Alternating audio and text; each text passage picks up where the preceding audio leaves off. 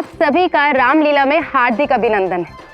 जैसे कि आप सभी जानते हैं, चैत्र नवरात्रि के इस मेले में हम कुछ विशेष नाट्य देखने के लिए एकत्रित हुए और रामनवमी के शुभ अवसर पर हमने पहली बार रामलीला प्रदर्शन करने का आयोजन का विचार किया है।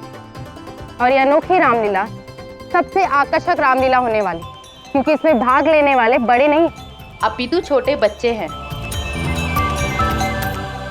तो रामलीला प्रदर्शन करने से पूर्व हम सभी इन बच्चों का धन्यवाद करते हैं कि इन्होंने इतने कम समय में रामलीला की सारी तैयारियां पूर्ण की, और साथ ही साथ इन्हें बहुत सारी शुभकामनाएं देते हैं कि इनका प्रदर्शन बहुत ही अच्छा रहे, ताकि चैत्र नवरात्रि के मेले में इन्हें रामलीला प्रदर्शन करने की अनुमति प्राप्त हो। तो बजाइए सब इन बच्चों के लिए तालियां।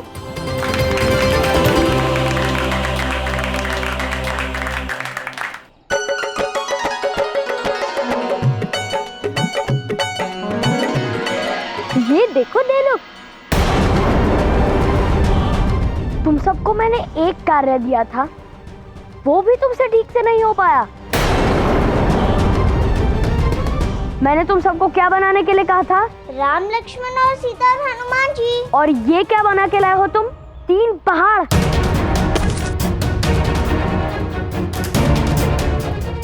किसी उपयोग के नहीं हो तुम सब, एक कार्य ठीक से नहीं कर सकते। अब जो भी है इसे ही लगा दो।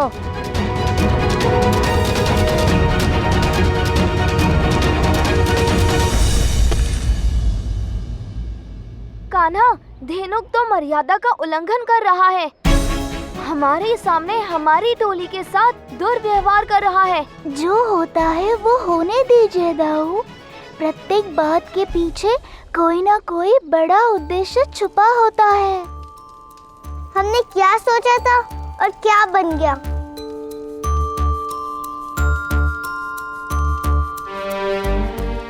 मेरे रहते हुए मेरी टोली निराश कैसे रह सकती है?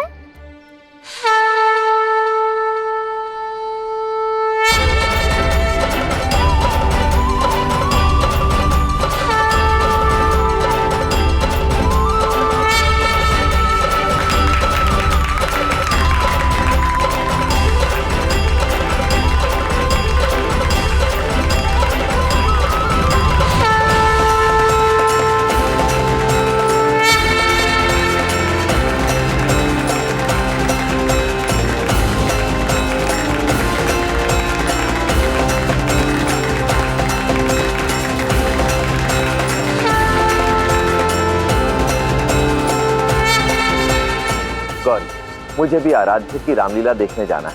नहीं महादेव, आज नहीं। आज की रामलीला केवल वृंदावन वासियों के लिए आयोजित किया गया है। हाँ, वो भी। अभी तो हम बस इतना ही प्रार्थना कर सकते हैं कि आज की रामलीला सफल हो जाए।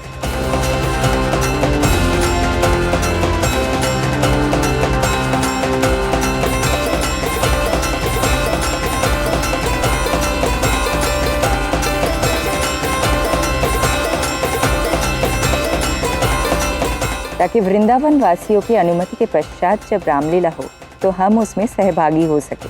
तुम देख लेना, मुझे तो पूर्ण विश्वास, यदि आराध्य इस रामलीला में सहभागी होंगे तो इसका आकर्षण कितना बढ़ जाएगा।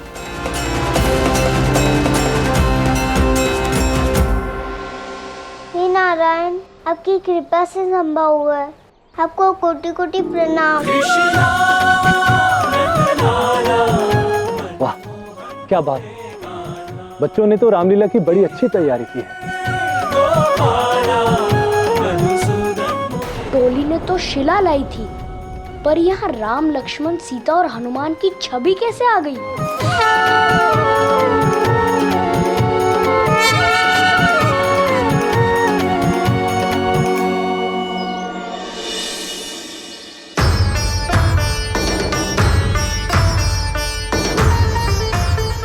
चैत्र नवरात्रि के नवमी के दिन शुक्ल पक्ष में स्वयं श्री नारायण जब अयोध्यापति महाराज दशरथ और महारानी कौशल्या के घर में श्री रामचंद्र अर्थात श्री राम का जन्म,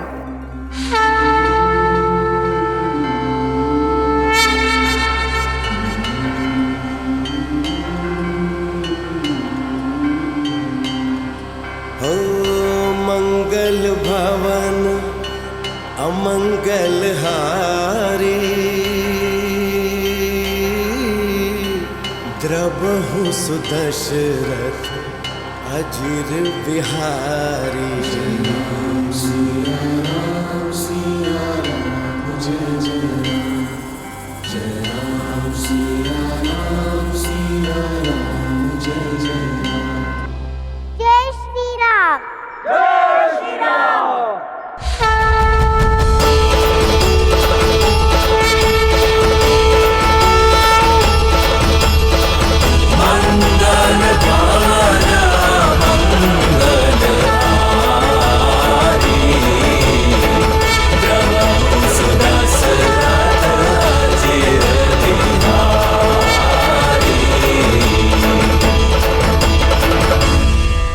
वृंदावन वासी इतने प्रसन्न हैं, कहीं ऐसा ना हो कि रामलीला में कृष्ण को ही राम बना दे। जो नियति का तय है उसे तो कोई नहीं बदल सकता धेनु। अभी आगे देखो क्या होता है।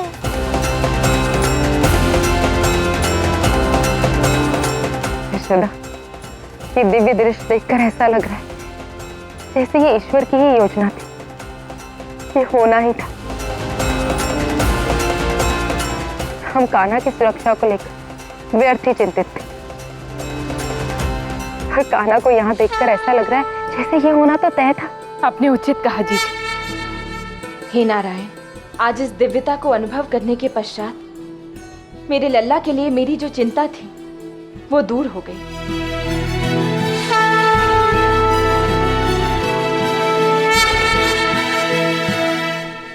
कोई बात नहीं, मेरी यह योजना असफल रही तो क्या हुआ, आज रात्रि के समय जब सब सो जाएंगे तब मैं अपना कार्य संपन्न कर दूंगा। इस कृष्ण को आज रात्रि ही मार दूंगा। तेनु का सुर नाम है मेरा, गधा हूं, मूर्ख नहीं।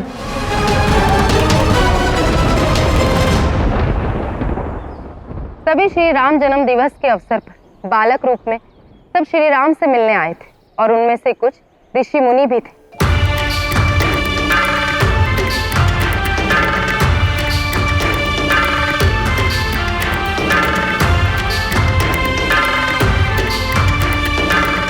उन सब ऋषियों में से एक थे ऋषि वशिष्ठ।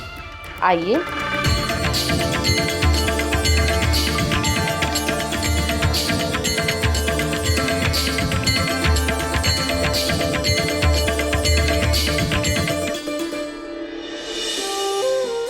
जिनका मुख अनेकों पूर्णिमा के चंद्र से अधिक उज्जवल हो, जो स्वर्ण जैसे सुशोभित हो, अयोध्या में जन्मे राजा दशरथ और महारानी कौशल्या के पुत्र का नाम होगा रामचंद्र। रामचंद्र, रामचंद्र।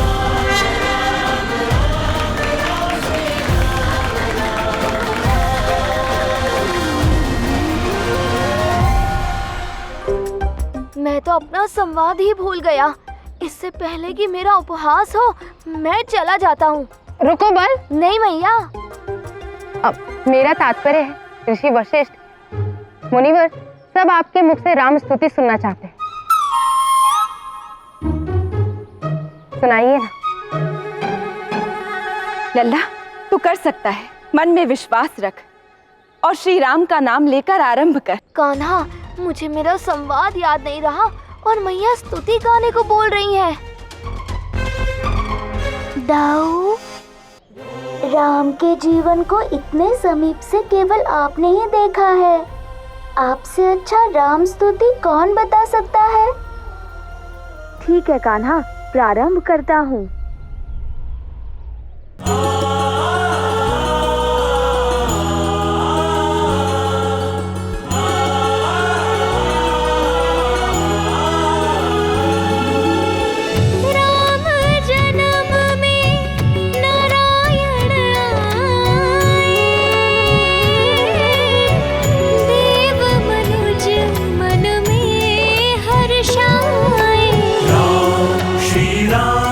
श्री